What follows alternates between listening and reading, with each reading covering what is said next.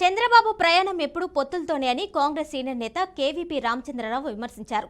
ఎన్ని పొత్తులతో వెళ్లినా చంద్రబాబు గెలవరని ఎద్దేవా చేశారు. కాంగ్రెస్తోనే దేశాభివృద్ధి సాధ్యమన్నారు.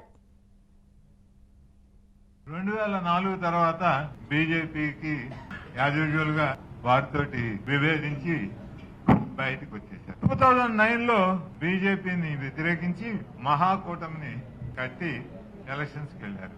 2014లో మళ్లీ ఇది అసలు నిజంగా నితీష్ కుమార్ రికార్డుని బ్రేక్ చేయగలిగిన ఏకైక వ్యక్తి టీడీపీ అధ్యక్షుడు చంద్రబాబు నాయుడు గారే కానీ ఇంకొకళ్ళకి భారతదేశంలో అటువంటి అవకాశం ఉన్నట్టుగా నేనైతే అనుకోవట్లేదు. 2014లో మళ్లీ మహాకూటమి అన్నారు.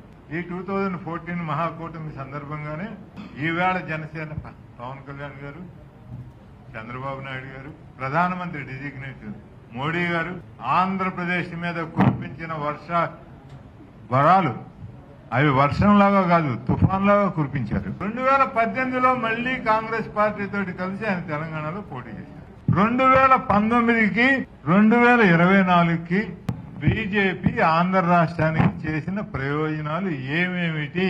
ప్రత్యేక హోదా ఎందుకు అక్కర్లేదన్నారు మీరు? ప్యాకేజీయే ముద్దు అని ఎందుకు చెప్పారు?